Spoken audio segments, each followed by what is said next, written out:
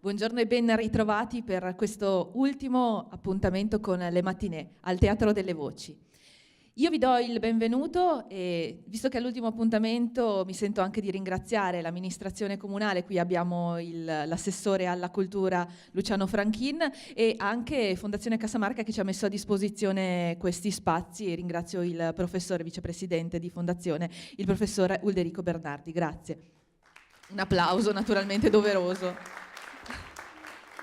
per l'istituzione comune e per l'istituzione Fondazione Casamarca che ci mette a disposizione spazi dove fare cultura. Grazie. Dopo i saluti alle autorità, saluto voi, pubblico qui presente, e saluto anche il pubblico che ci sta seguendo in streaming in tutto il mondo, naturalmente, anche grazie a un particolare legame che abbiamo con i trevisani nel mondo. Ringrazio tutti gli amici, i fratelli, i parenti, ma soprattutto tutti quelli che ci vogliono bene, che ricordano Treviso sempre con il loro cuore. Ed è arrivato il momento però di dare il benvenuto ai protagonisti, e dunque io chiamo sul palco l'orchestra I Solisti di Radio Veneto 1.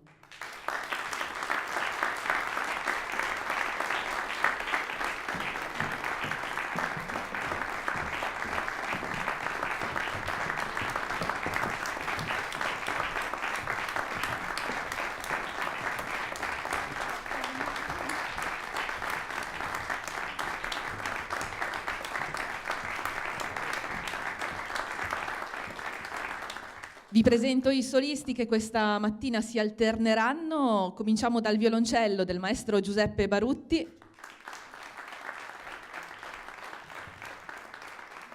La viola del maestro Silvestro Favero. E infine diamo il benvenuto anche al maestro Glauco Bertagnin al violino. Direttore d'orchestra, il maestro Giorgio Sini.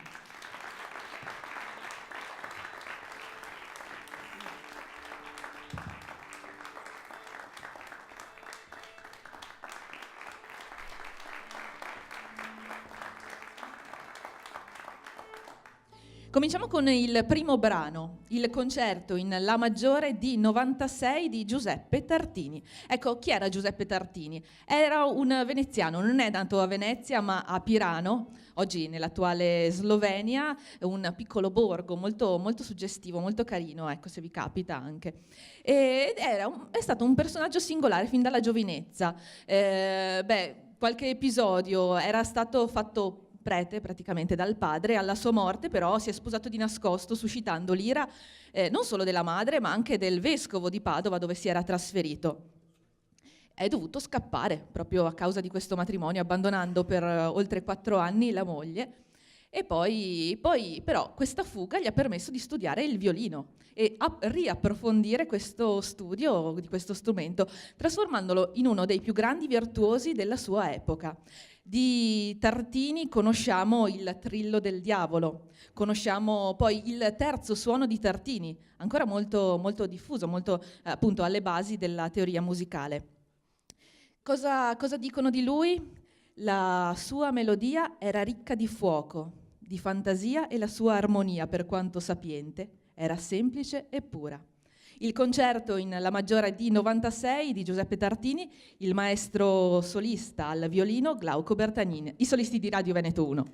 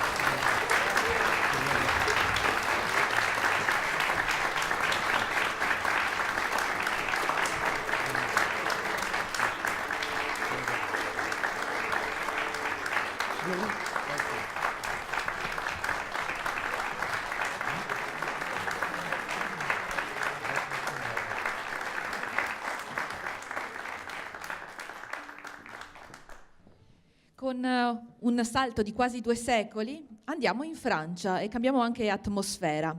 Elegie, opera 24 di Gabriel Fauré.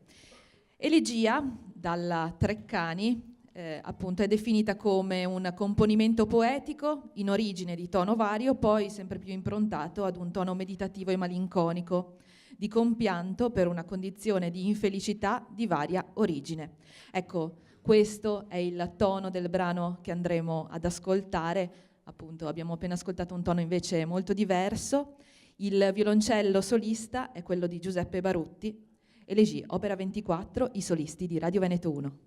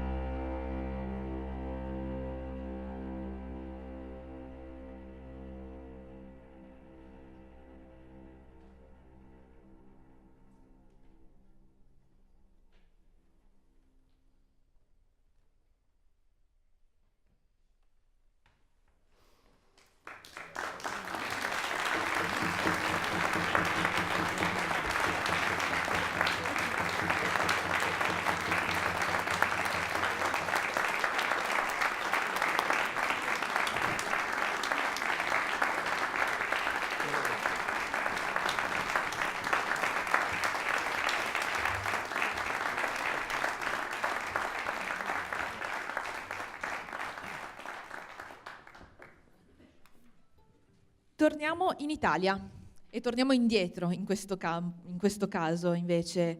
Un altro virtuoso del violino nato nel 1782 a Genova, Niccolò Paganini. E io do il benvenuto, anzi richiamo qui sul palco il maestro Glauco Bertagnin.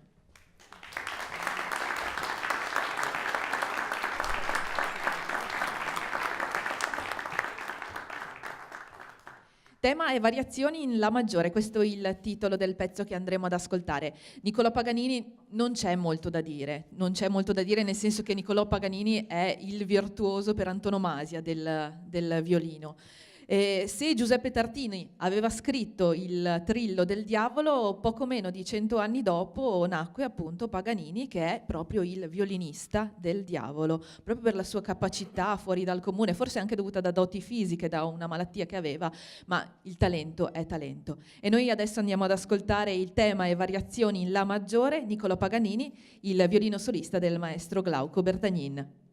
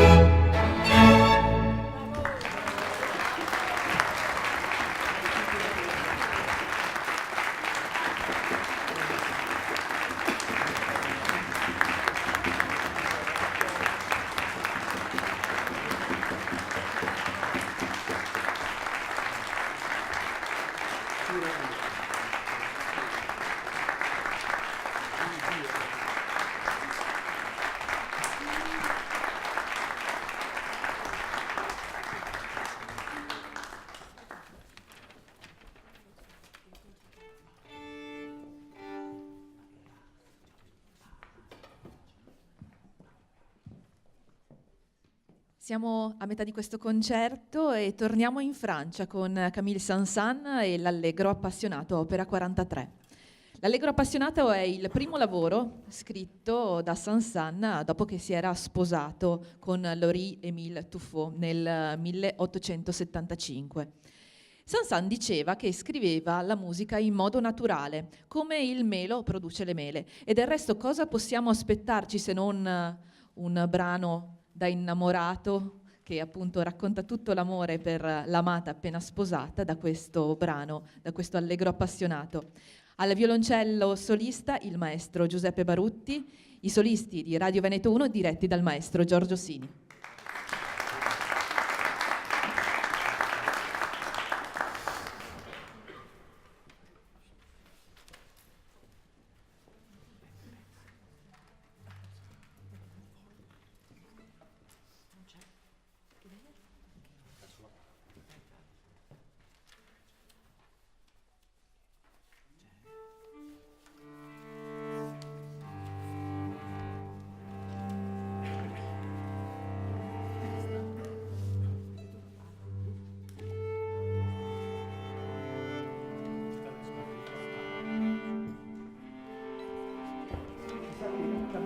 Saint-Saëns è un grande compositore francese, ma davvero è una storia, cioè la storia è un gran burlone.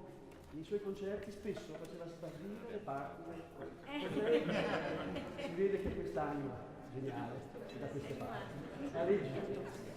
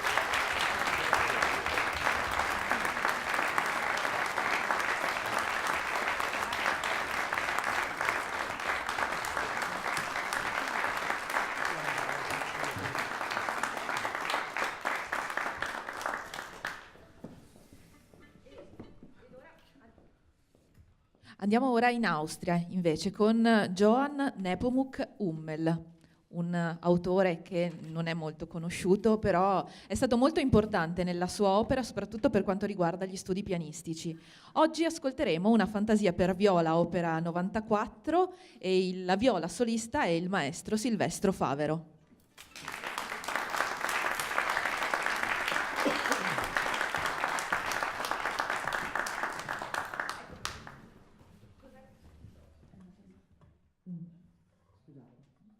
Cos'è quest'opera, questa fantasia? Allora, bisogna parlare un attimino di Hummel. Hummel allora ha scritto molto e aveva anche una sua teoria musicale.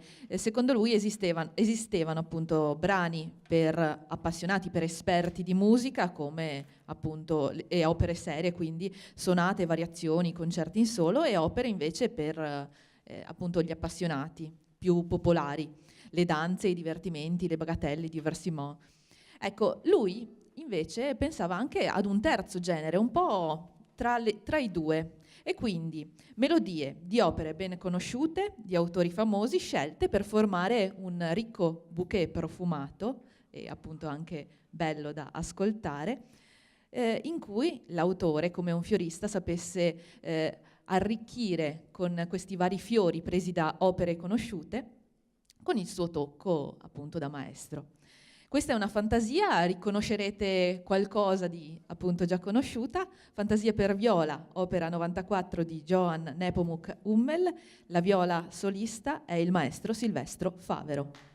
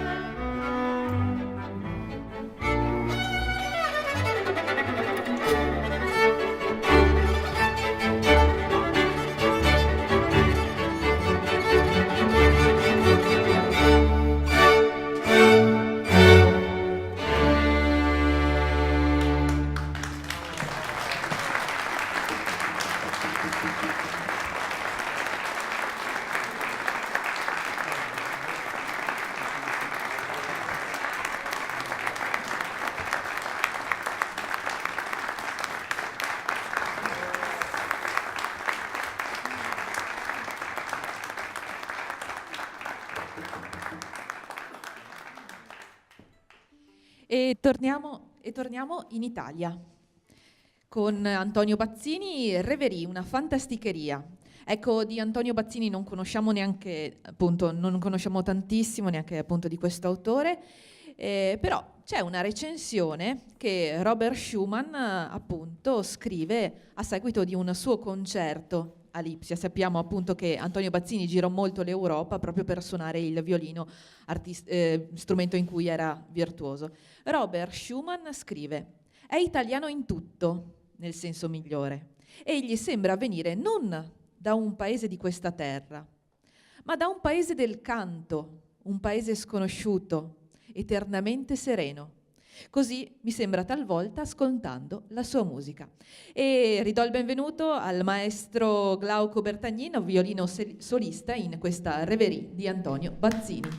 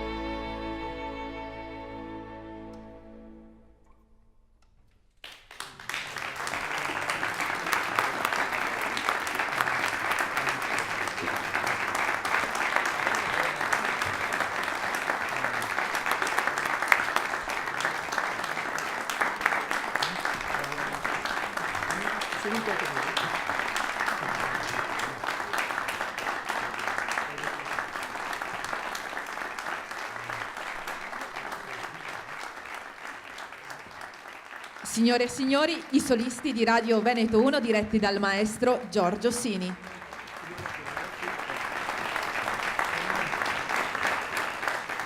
E richiamo anche sul palco il maestro Glauco Bertagnin.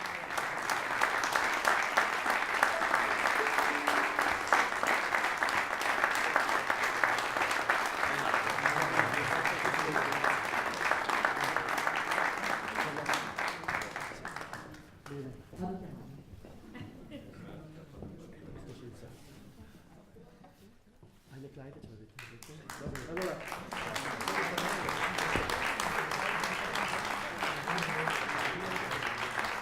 come augurio di Natale vorremmo eseguirvi con i solisti di Rano Veneto, bravissimi musicisti, Eine kleine Nachtmusik di Mozart, però vorrei aspettare un attimo Bertolini, che sarà piacere di suonare anche con È noi. il bello della diretta, scusate.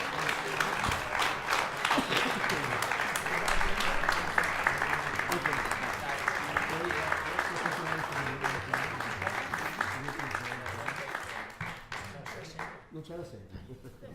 Prossima Va volta. bene, non voglio avere più. La prossima volta. Va bene. Eine kleine Nachtmusik. Gottlieb Medelsdorf, das ist wohl. E con questo brano, Eine kleine Nachtmusik, l'orchestra, i solisti di Radio Veneto 1 diretti dal maestro Giorgio Sini vi augura buone feste natalizie.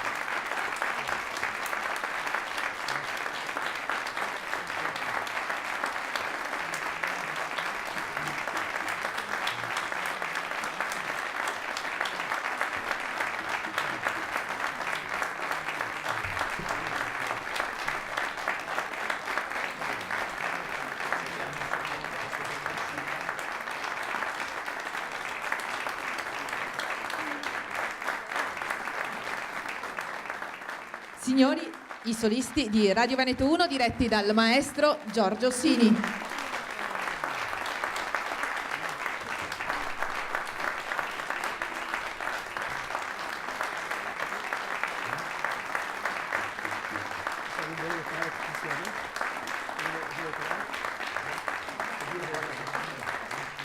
A voce.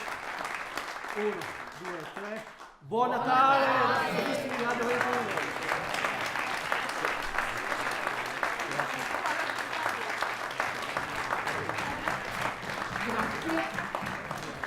Grazie ancora.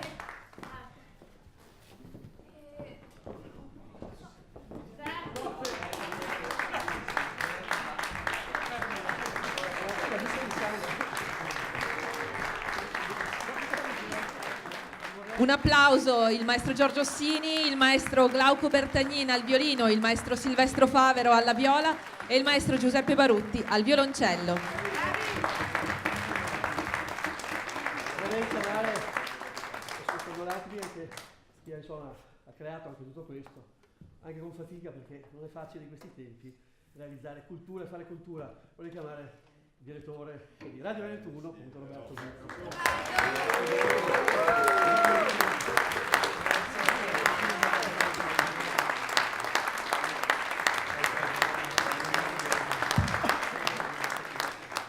Io vorrei ringraziare innanzitutto voi, questi grandi maestri, una persona che mi ha sopportato, che mi sopporta, che è mia moglie, e mandare una dedica ad Arianna, che è arrivata da un mese e lo merita. Buon Natale a tutti.